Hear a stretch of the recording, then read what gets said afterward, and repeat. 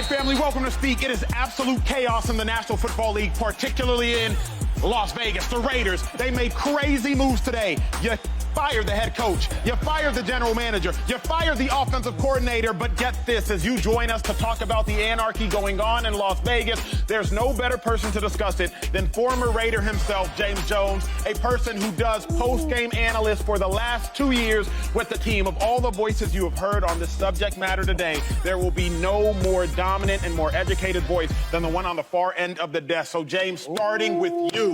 This is a topic in sports today, and you all are privileged to tune in to hear from the man to my left. Do you agree with the Raiders' decision to fire their head coach in the middle of the season because it's chaotic? You agree with it? I do. I believe this had to happen. I mean, I've been in that building for the last 2 years, but I think it really hit rock bottom these last 2 weeks. And it's been a bunch of chaos over there, especially when you talk about the head coach. And you start with the players, right? We all been in these locker rooms to where when you have a team meeting and you are voicing your frustrations, whether it be coach, whether it be play calling, whatever it may be, we all know when we have team meetings, it's only one good thing that can come out of here, and that's go on the football field and find a way to win so you can say the team meeting helped. Yeah. That didn't happen, right? They had a team meeting. A lot of these players, a lot of these key big-time players their frustrations on things you could have done better, things that we want to do, things that we're not seeing, whatever it may be. You had this team meeting, and you go out there on the offensive side of the football, and you score 7 points. The defense scored a touchdown, and the defense got 3 takeaways, right? One thing, I try to learn a lot from y'all up here, you know, even as y'all talk, if y'all don't think I'm listening to y'all. One thing that stuck to me when, Acho, you said, a head coach, number one, take care of your side of the football. Yes, sir. Right? When you get to take care of your side of the football, he has not done that. This team is 16 points a game this season. Since he's came to Las Vegas, he has not done his job on the offensive side of the ball. And you're talking about guys that you had like Derek Carr. You had Darren Waller. You had Hunter Renfrow. You had Devontae Adams. You had Josh Jacobs. You had big-time players on this offense, and you never got your side of the ball done. But when it comes to Mark Davis, I think he held out as long as he possibly could to give Josh these chances to really turn this thing around. And I think this is a move that he had to make for Raiders Nation and for the players and the coaches that was in that locker room. I think he had to make this move, James, and I think it's the right move. Do this for me. Do this for me. Do this for me. Tell me something about this organization that I can't Google.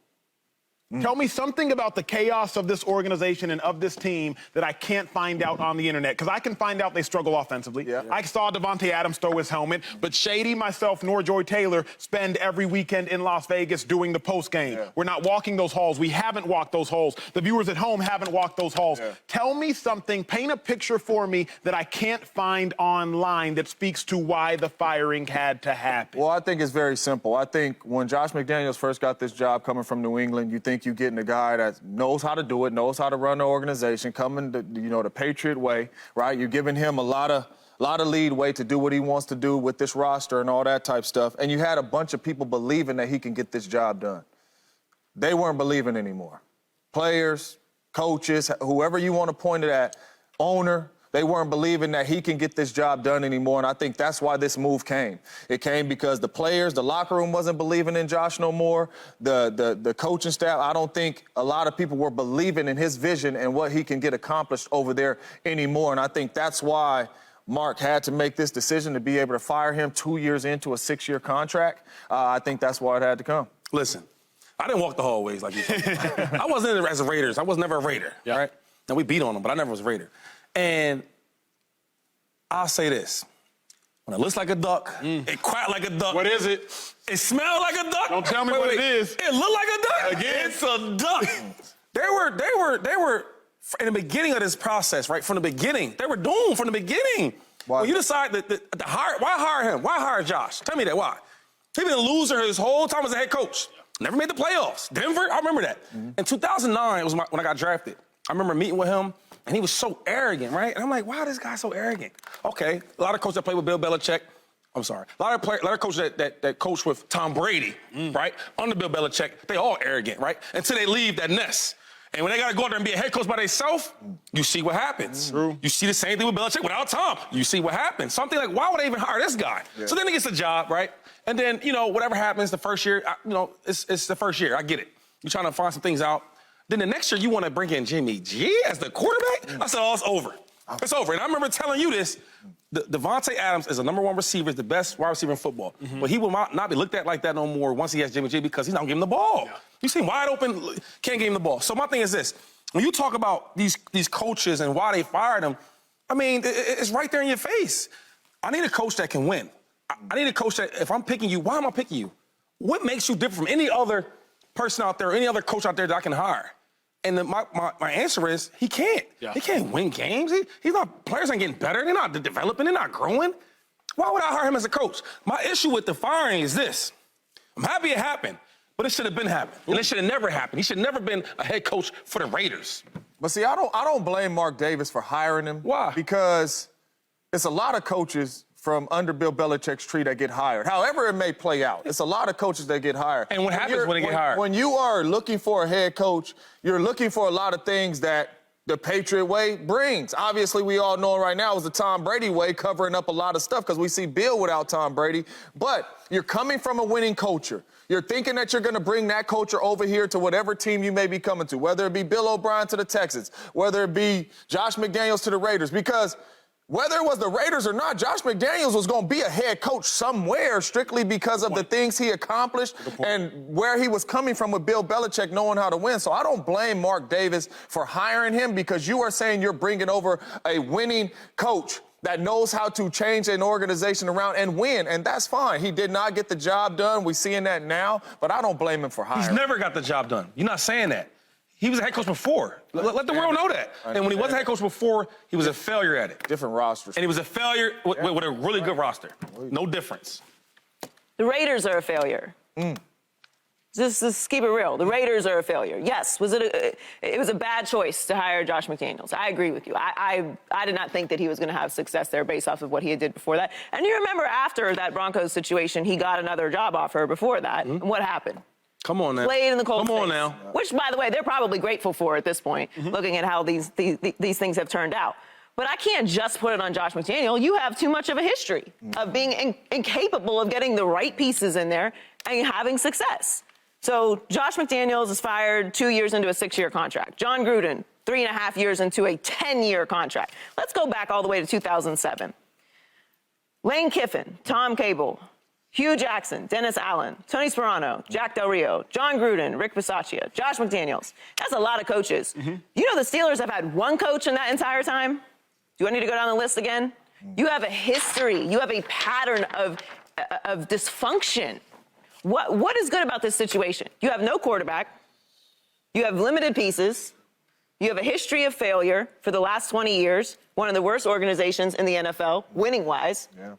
So did you have to fire him? Sure. Would most places have fired him? Sure. Now what?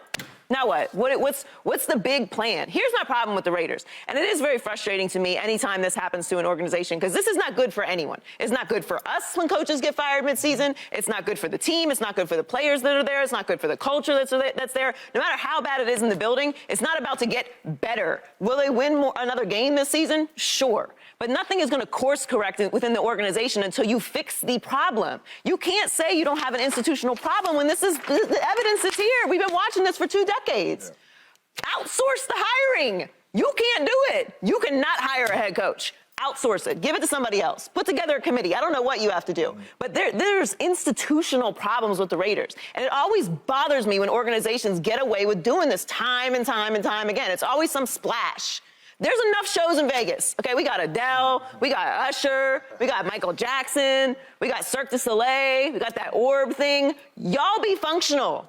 Let the performers do the show. This is nonsense. And it's bad for Raiders fans because Raiders fans have a great, very loyal fan base. It is a major brand for the NFL, and it really bothers me. Like, respect the fans, respect the talent that you have in the building.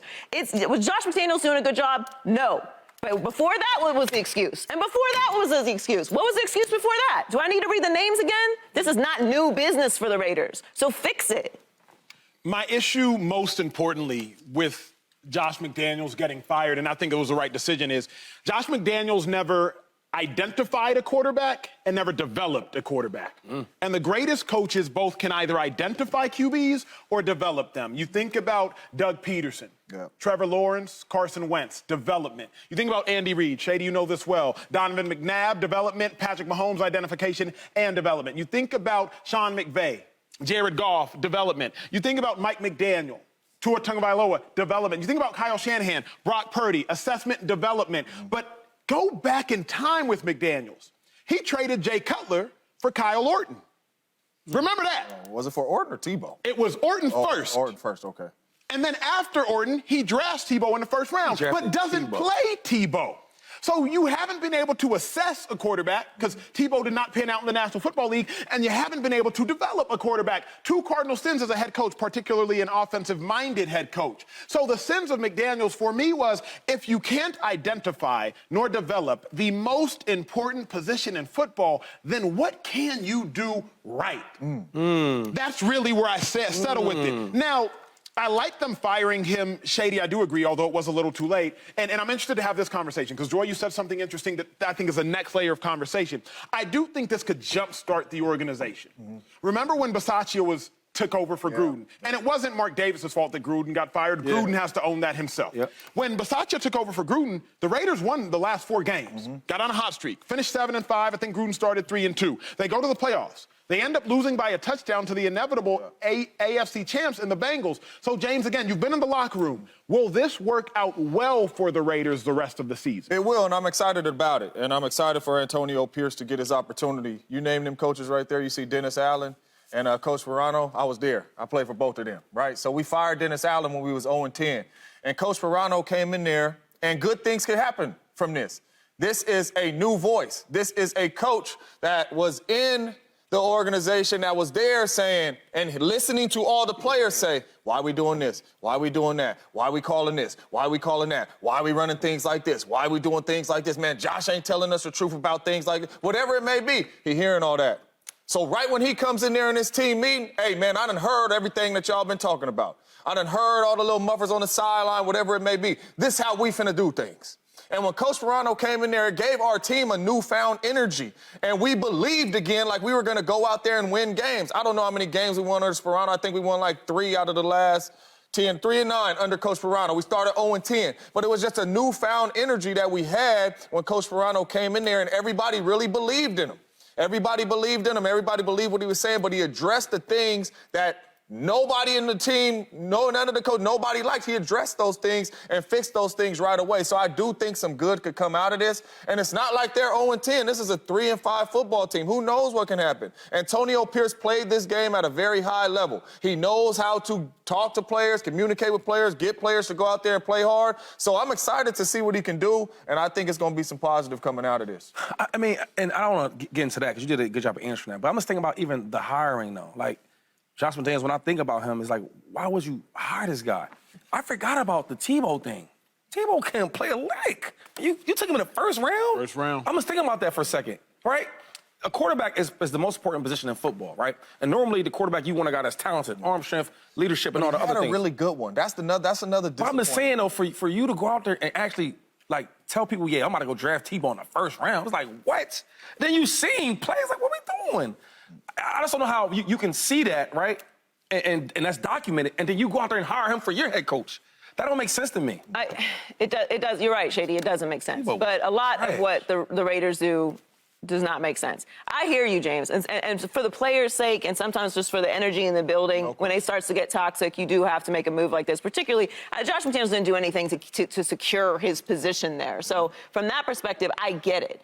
I just think also from just a human perspective, the constant turnover in that building. You bring in a whole new coaching staff. You have a whole new training staff. You have a whole different executive staff. It's just constant change. Every 3 years, new people. There's no standard. Like, what is the standard? What is the culture? What are you building? What?